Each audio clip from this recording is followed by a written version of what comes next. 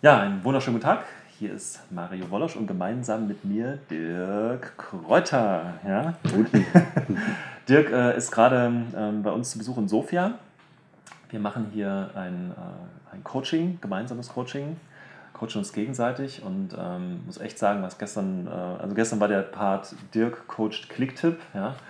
Da bin ich heute gut unter Druck, dass ich dann auch in dem Moment, wenn dann Clicktip den Dirk coacht, dass ich dann auch mindestens genauso guten Value rüberbringen kann, weil das war einfach gestern wirklich gigantisch gut. Also dafür an dieser Stelle nochmal vielen, vielen Dank.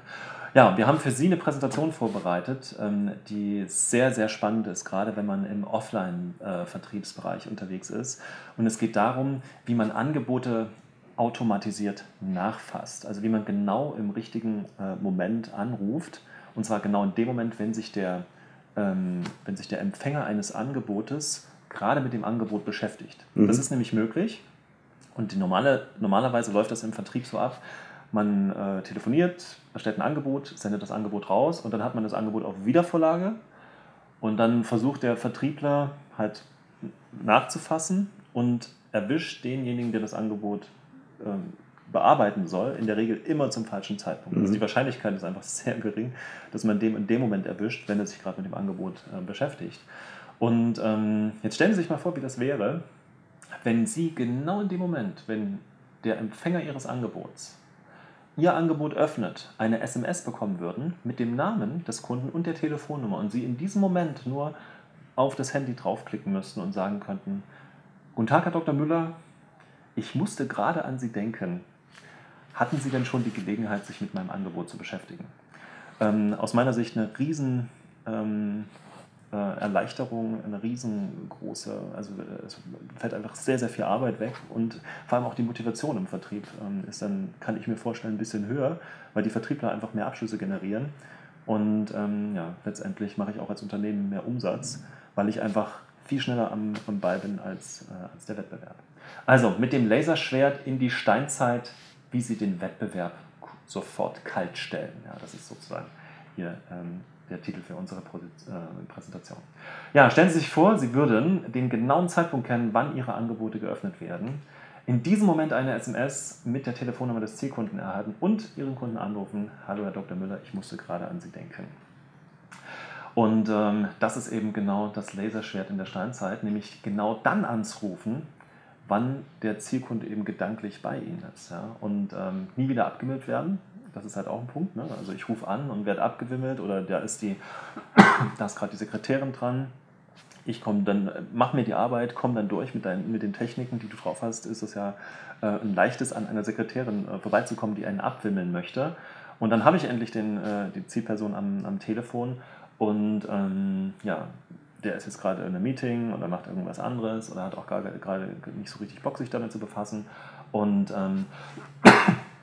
das erspare ich mir eben hier, weil ich eben gar nicht mehr in dem Moment anrufe, sondern nur dann anrufe, wenn eben derjenige sich gerade damit halt auch beschäftigt.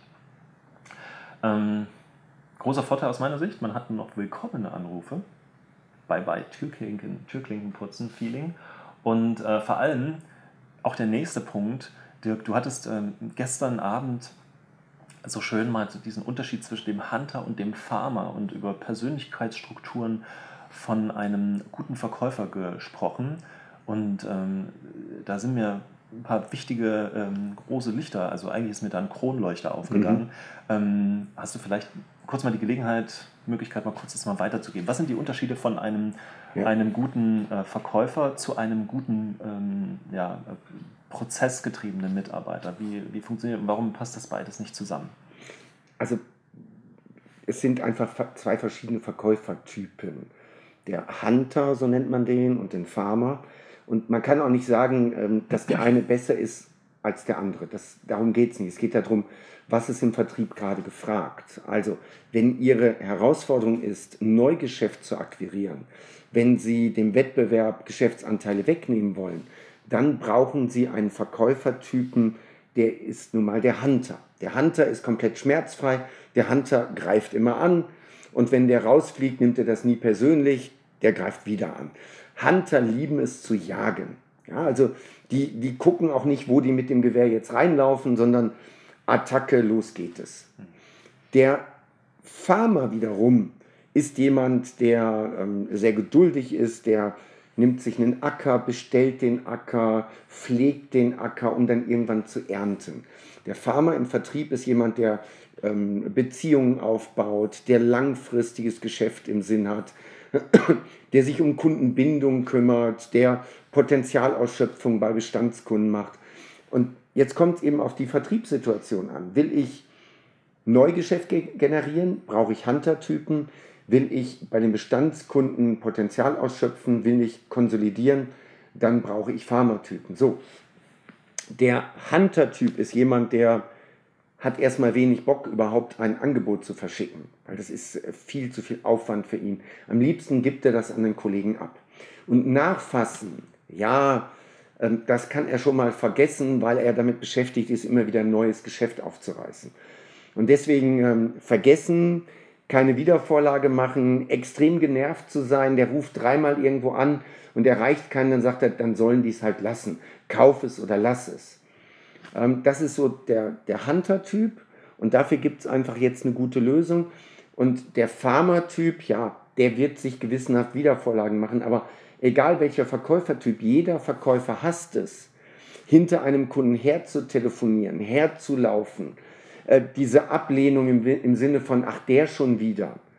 Und dafür ist das einfach ein unglaublich gutes Instrument.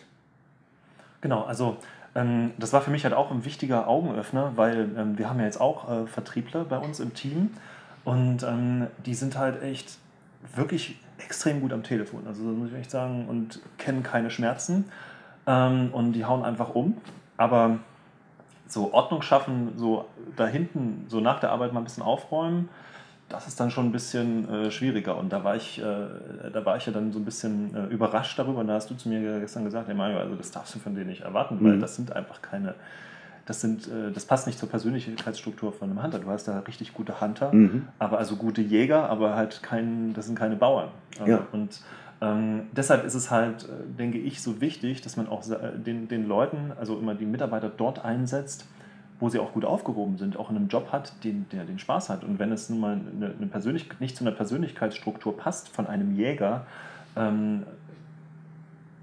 genau halt Angebote nachzufassen, genau Wiedervorlage genau zu pflegen, die Daten richtig rauszugeben, richtig zu speichern, Angebote genau an die richtigen Leute zu senden, dann sollte ich mir halt überlegen, ob ich entweder an einen Bauerntypen abgebe oder ob ich das eben einfach automatisiere. Und mit Clicktip kann ich das jetzt eben automatisieren.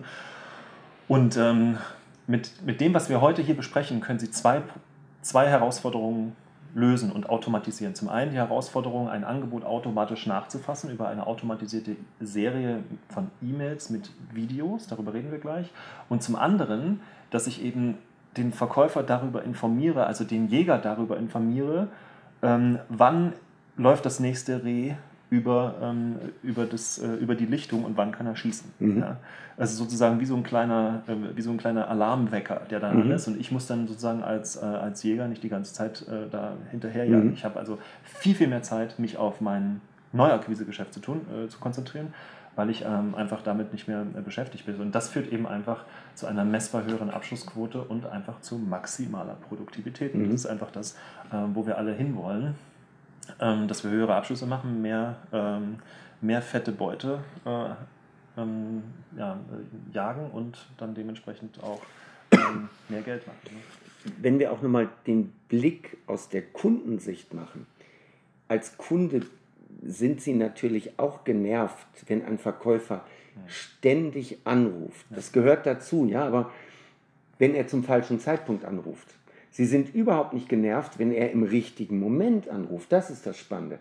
Und wenn Sie jetzt nun mal einen langen Sales Cycle haben, wenn Sie einen komplexen Entscheidungsprozess haben, und das ist oft die Grundlage für einen Kauf, der über ein Angebot läuft, dann ist es natürlich viel, viel angenehmer für Sie, dass Sie genau in dem Moment angerufen werden als Kunde, wenn die Entscheidung ansteht. Anderes Beispiel, einer unserer Kunden verkauft Parkettböden. Und bei einem Parkettboden ist es normal so, Sie suchen sich den aus, Sie informieren sich aber dann haben sie irgendwie eine Renovierung oder einen Neubau und es dauert zwischen Auswahl des Bodens und dem ersten Angebot, was sowas kostet, und der eigentlichen Kaufentscheidung, vergehen Wochen, teilweise Monate. Soll der Verkäufer jetzt alle 2 Wochen anrufen und fragen, wie sieht es denn mit Ihrem Parkettboden aus? Das macht ja wenig Sinn. Und hier gibt es ein Tool, wo der Verkäufer, ich sag mal, der Kunde guckt 3 Monate später wieder ins Angebot und in dem Moment erfährt es der Verkäufer und jetzt kann der Verkäufer zum richtigen Moment anrufen. Also auch für den Kunden ist der Prozess deutlich angenehmer. Ja. Ja, man ist also sozusagen immer eine Nasenlänge voraus. Ja, wie sieht der Alltag aus im Vertrieb? Vielleicht kannst du dazu auch nochmal so aus deiner Erfahrung mitsprechen. So wie ich es kennengelernt habe, jetzt auch von Jannis und Tana, werden in der Regel Angebote händisch per E-Mail versendet. Ja? Also man hat irgendwie, man hat irgendwoher einen neuen Kontakt, eine Visitenkarte eingesammelt, hat eine Beratung durchgeführt und jetzt, okay, schicken Sie mir mal ein Angebot zu, jetzt geht man her, geht in Outlook rein, nimmt das letzte Angebot, die letzte Angebotsmail, wenn man noch gut drauf ist, dann vergisst man auch nicht die Anrede zu ändern und hängt auch das richtige Angebot an und ändert noch die Betreffzeile und dann sendet man das Angebot eben raus. Dann Angebote händisch auf Wiedervorlage gelegt, was eben bei einer Persönlichkeitsstruktur von einem Hunter, also von einem Jäger halt auch, die Frage ist, erstens mag er das, zweitens macht das auch ordentlich, macht das auch zum richtigen Zeitpunkt, aber selbst wenn er es macht und dann 2 Tage später eben anruft, dann hat eben der potenzielle Kunde eben gerade keine Zeit, weil er eben in einer ganz anderen Sache ist. Mhm. Ja? Also die Wahrscheinlichkeit, dass man ohne dieses Tool, ohne diese Automatisierung zum richtigen Zeitpunkt anruft, die ist einfach 0. Ja, also die geht gegen 0. Es sei denn, man sagt irgendwie, okay, hier, wann darf ich denn mal nachfassen? Und er sagt dann, aber auch selbst dann ist halt die Wahrscheinlichkeit, dass gerade in dem Moment, wenn ich dann anrufe, dass der dann wirklich bei der Sache ist halt, sagen wir mal, sie ist nicht besonders hoch. Würdest du da zustimmen? Es gibt in der Offline-Welt gibt es schon die Möglichkeit, das ein bisschen einzugrenzen. Aber schlussendlich ist, also vielleicht als Beispiel, oder ich muss anders anfangen. Wo kommt so eine Anfrage her, aufgrund der ich dann das Angebot erstelle? Die kommen per E-Mail, die kommen per Fax, die kommen per Brief. Ein Kunde ruft an, der Außendienstler war unterwegs und schleppt dann diese Anfrage an. Alles richtig. Jetzt wird ein Angebot erstellt und das Angebot wird verschickt. Und jetzt weiß ich nicht, wann ich nachfassen soll. Manche sagen, ja, ich rufe direkt am nächsten Tag an und frage, ob es angekommen ist. Also bei aller Liebe. So schlecht ist E-Mail und auch die Deutsche Post nicht, dass ich nachfragen muss, ob die E-Mail angekommen ist oder ob der Brief angekommen ist mit den Informationen. Das ist wirklich Steinzeit, das macht man nicht.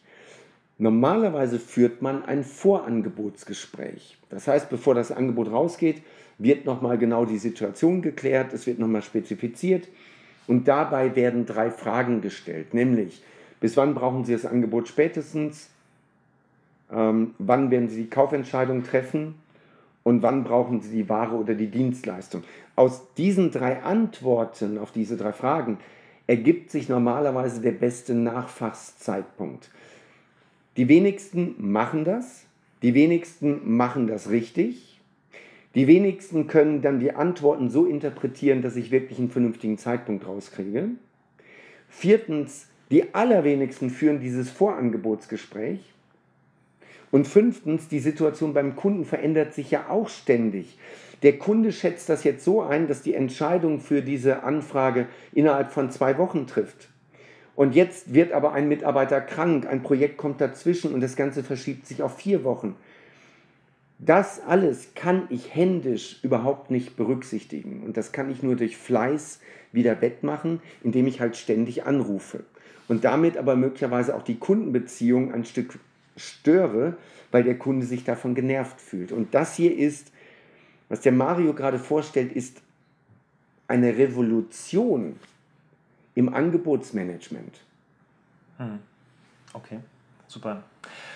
Dirk, wie wäre das? Stell dir mal vor, ein Vertriebler jetzt schreibt jetzt nicht mehr das Angebot per Outlook, sondern er geht jetzt in sein Clicktip-Konto, sagt auf Angebotsmail versenden, dann kommt eine Maske, wo alle Felder, die in dieses Angebot, in dieses Template, also in diese Vorlage eingefügt werden, nochmal kontrollieren kann. Also Nachname, Titel des Angebots und dort kann man eben auch das Angebot per PDF halt hochladen.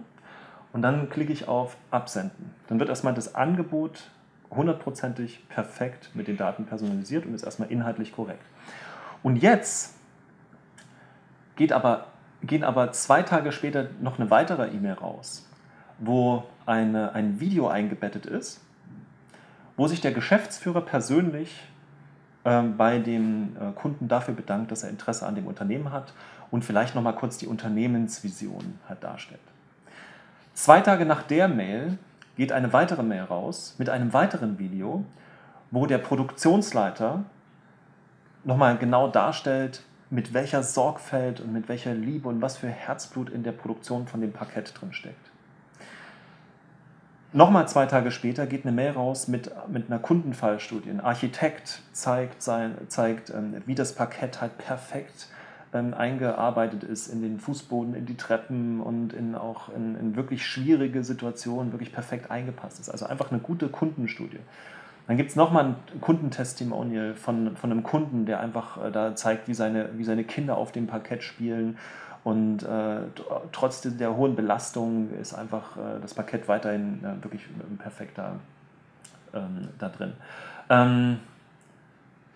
Im Online-Marketing, und ich kenne die Regel auch aus meiner früheren Offline-Zeit, wo ich noch als Unternehmensberater Steuer- und Buchhaltungsdienstleistungen akquiriert habe, da musste ich mindestens einmal mit dem essen gehen, ich musste mindestens einmal mit dem nochmal gequatscht haben, dann habe ich einen Recruiting-Prozess gezeigt, dann habe ich eine hochwertige Informationen noch zugeschickt zum Steuerrecht, damals in Kasachstan.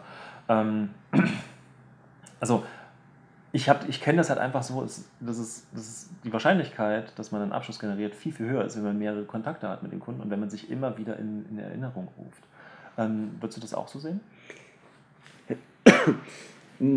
Ja, es ist halt ein schmaler Grat, auf dem du gehst, in dem du sagst, wie viel schicke ich raus, wie viel nicht. Aber wir wissen, dass Videos deutlich sympathischer sind, dass Geschäfte zwischen Menschen gemacht werden und dass du natürlich mit so einer Videoserie viel mehr Aufmerksamkeit erregst, weil die meisten fassen gar nicht nach oder sie fassen dilettantisch nach und hier hast du wirklich einen automatisierten Prozess. Ja. Also du hast einen echten Wettbewerbsvorsprung, absolut. Ja.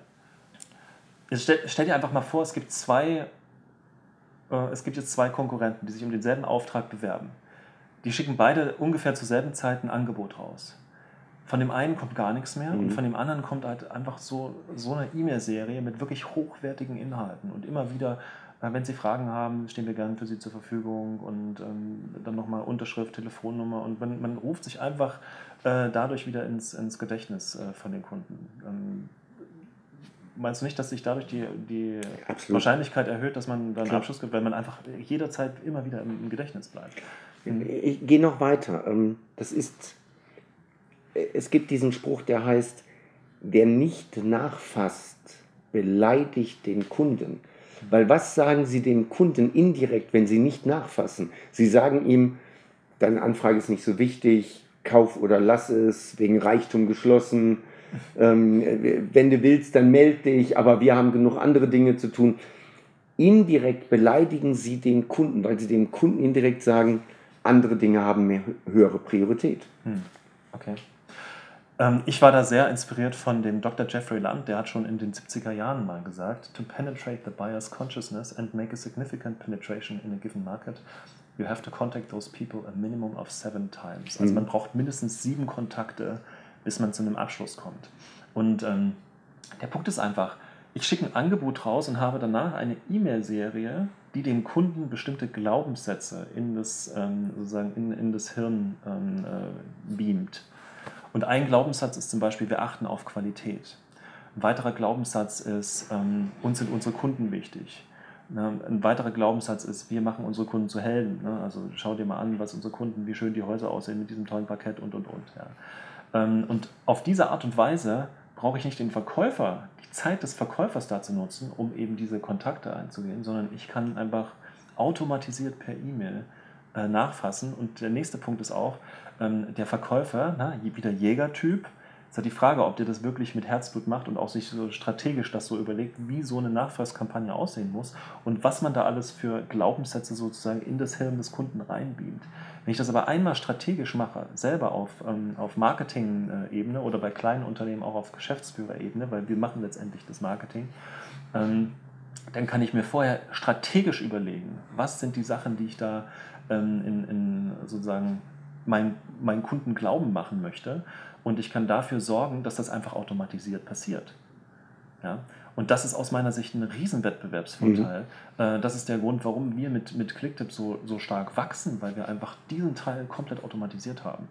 Ja? Der Kunde kommt zum Beispiel zu unserem Webinar und dann kriegt er eine E-Mail-Serie, wo ganz genau die Sachen kommuniziert werden, von denen ich glaube, dass sie wichtig sind, dass der Kunde das weiß. Zum Beispiel, dass Zeit gegen Geld tauschen einfach Steinzeit ist und dass man heute eben zumindest Leistung gegen Geld tauschen sollte, so wie du gestern so schön gesagt hast. Und wenn ich das einmal aufgesetzt habe, dann steht das und das ist immer für mich im Einsatz. Ja? Also das ist sozusagen die erste große, wichtige Marketing-Automatisierung, die man sich auf jeden Fall überlegen sollte.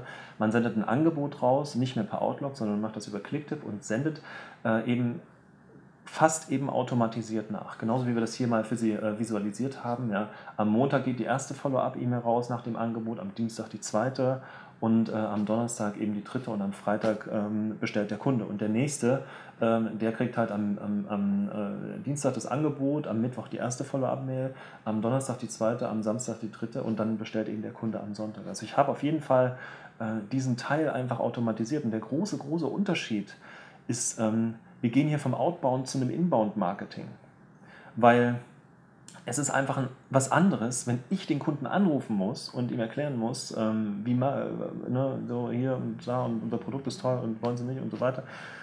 Das ist was anderes, als wenn der Kunde mich anruft und sagt, Mensch, ich habe ja Ihre Videos gesehen und das ist ja alles super, ich würde da gerne Bestellung bei Ihnen machen. Da bin ich in einer ganz anderen Verhandlungsposition drin. Natürlich gibt es Verkäufer, gerade die deine Trainings durchlaufen haben, die kriegen das auch mit Outbound hin.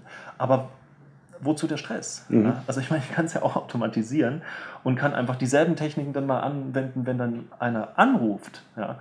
Und also wir haben zum Beispiel bei Clicktip aktuell die Situation, wir haben so viele Kundenanfragen, wir kommen wirklich nicht mehr hinterher, die alle zu beantworten. Also wir denken gar nicht drüber nach, ein Outbound-System einzuführen, weil einfach die Automatisierung so heftig läuft, dass wir so einen Sog haben, dass wir einfach die eingehenden Anrufe nicht mal beantworten können. Ja. Vielleicht noch ein wichtiger Gedanke dabei. In vielen Unternehmen ist es so, dass sich um die A- und B-Kunden sehr intensiv gekümmert wird. Da wird halt nachgefasst. Die C-Kunden bekommen einfach nur das Angebot und man kümmert sich nicht drum. Hier habe ich die Möglichkeit, entweder alle Kunden damit zu versorgen oder zumindest zu sagen, die C-Kunden, um die wir uns bisher nicht gekümmert haben, die setze ich komplett auf die Automatisierung. Bisher wurden die C-Kunden komplett vergessen. Es wurde ein Angebot rausgeschickt und erledigt. Wenn er kauft, ist schön, wenn nicht, lassen wir es halt. Hier habe ich die Möglichkeit, innerhalb der Kunden Unterschiede zu machen. Und das ist nochmal extrem wertvoll. Ja, okay. Super. Ja, Clicktip ist Ihr Laserschwert. Ja? Denn Clicktip versendet Ihre Angebote erstmal fehlerfrei an Ihre Empfänger raus. Also da gibt es nicht mehr den Fall, ich habe aus Versehen eine Mail an den Herrn Dr. Müller geschickt und habe aber das Angebot von der Frau Meier eingefügt oder habe aus Versehen die Anrede falsch oder so, sondern das macht das fehlerfrei, zumindest wenn ich die Daten auch fehlerfrei eingebe natürlich. Fasst automatisch per E-Mail nach, wenn Sie das wollen. Und zwar genau in dieser Form, wie wir das gerade eben vorgestellt haben. Und automatisiert Sie, wenn Sie wollen, auch per E-Mail darüber, wann eben Ihre E-Mail mit dem Angebot geöffnet worden ist. Per SMS und per E-Mail können Sie das einstellen. Ich würde es so machen, der öffnet die E-Mail mit dem Angebot und der Verkäufer kriegt in dem Moment eine SMS mit der Telefonnummer des Kunden, den er anrufen kann und auch mit dem Namen des Kunden, sodass er gar nicht viel nachdenken muss, sondern dass da einfach in der SMS steht, hi, Platzhalter, Verkäufer, Vorname, Kunde sowieso, Kunde Herr sowieso oder Frau sowieso interessiert sich gerade für Angebot, bitte jetzt anrufen, Telefonnummer. Und der braucht einfach nur auf seinem Handy auf die Telefonnummer draufklicken und ruft den Kunden an. Also das ist schon wirklich, glaube ich, echt krass, ja, weil damit hast du einfach einen Wettbewerbsvorteil. Auf der einen Seite kriegen die Kunden automatisiert da ins Hirn gepflanzt, wie geil deine Company ist, und zum anderen werden die nur dann angerufen, wenn wirklich der Kunde sich damit befasst, und der Vertrieb kann sich wirklich rein auf das konzentrieren, wo er eigentlich Bock drauf hat, nämlich auf das Jagen, und der Rest ist einfach automatisiert. Und ich habe damit viel, viel mehr Power an den Stellen, wo es wichtig ist, nämlich an der Akquise vom Neukundengeschäft, und habe den Rest einfach automatisiert. Und das ist genau Marketing-Automatisierung. Ja. Ist also eine enorme Zeitersparnis, und wir wissen alle, Zeit ist Geld. Und genau das führt eben Ihren Vertrieb zu ungeahnten Abschlussquoten und vor allem Freude an der Arbeit, was ja auch ganz wichtig ist. Denn gute Vertriebler, die können sich auch die Jobs aussuchen. Und das ist einfach cool, wenn die dann bei Ihnen arbeiten und nicht irgendwo anders, weil eben bei Ihnen der Vertrieb am meisten Spaß macht. Dirk, du sagst immer so schön, Sie verlieren Aufträge nicht nur an bessere, sondern auch Sie verlieren Aufträge nicht an bessere Produkte, an bessere Dienstleistungen, auch nicht an bessere Preise, sondern an bessere Verkäufer. Genau, und ich denke, wir können dann noch hinzufügen, Sie verlieren Aufträge nicht nur an bessere, sondern vor allem auch an effizientere Verkäufer. Ja, ich würde sogar sagen, ich nenne das Vertriebsintelligenz, also zu wissen, welchen Kunden ich wann, zu welchem Thema wie kontaktiere. Also es reicht nicht nur fleißig zu sein, es reicht nicht nur jeden Tag x Anrufe zu machen, sondern richtig klasse ist es, wenn ein Verkäufer natürlich die Vertriebsintelligenz hat und den richtigen Kunden zum richtigen Thema im richtigen Moment anruft. Und das bietet Clicktip an der Stelle. Sehr schön. Vielen, vielen Dank, Dirk. Wenn Sie Interesse haben an diesen 2 Automatisierungen, wenn Sie zum einen eine Automatisierung, also die gesamte E-Mail-Kampagne, die wir bei Clicktip nutzen, zum Nachfassen eines Angebotes, und zum anderen die Kampagne, die automatisiert diese SMS verschickt, wenn Sie diese 2 Kampagnen von uns haben wollen, dann stellen wir Ihnen das gerne zur Verfügung. Und alles, was Sie dazu tun müssen, ist, schicken Sie uns einfach eine SMS mit dem Stichwort Angebot an die 0177 178 9367. Also Sie öffnen bitte einfach Ihr Handy, schicken eine SMS, machen also eine neue SMS und schreiben dort rein Angebot, einfach klein geschrieben alles, A-N-G-E-B-O-T, dann ein Leerzeichen und danach Ihre beste E-Mail-Adresse, wo wir Ihnen diese 2 Kampagnen hinschicken können. Dann schicken Sie die SMS ab und dann bekommen Sie von uns postwendend eine Antwort-SMS und auch eine E-Mail. Und in dieser E-Mail finden Sie diese 2 Kampagnen, und die können Sie dann für Ihr Business einfach weiterverwenden und dementsprechend dann auch Ihren Vertrieb automatisieren. Und Sie brauchen also da jetzt nicht irgendwie großen technischen Firlefanz drauf haben. Sie schicken uns einfach die SMS, nochmal Angebot, Leerzeichen, Ihre beste E-Mail-Adresse 0177 178 9367. Und dann kriegen Sie von uns erst eine SMS als Dankeschön und dann gleich eine E-Mail mit weiteren Infos, wie Sie dann genau, also mit den Inhalten dieser Kampagne, und dann können Sie das in der nächsten halben Stunde für Ihr Online-Business und für Ihr Business dementsprechend online haben. Das war's von uns beiden. Wir hoffen, Ihnen hat dieses Video gefallen. Wenn es Ihnen gefallen hat, dann würden wir uns sehr darüber freuen, wenn Sie uns einen Daumen hoch schenken könnten, wenn Sie uns einen Kommentar schreiben, weil Ihre Kommentare und diese Energie, das motiviert uns einfach sehr, sehr stark, für Sie hier wirklich extrem hochwertige Inhalte zu veröffentlichen, die Ihnen helfen sollen, erfolgreich zu werden, damit Sie in Ihrem Markt eben Marktführer werden. Genau, das war's von uns. Vielen, vielen Dank fürs Zuschauen, und wir wünschen Ihnen noch viel Spaß und viel Erfolg für Ihr Business. Bis bald. Ciao. Ciao.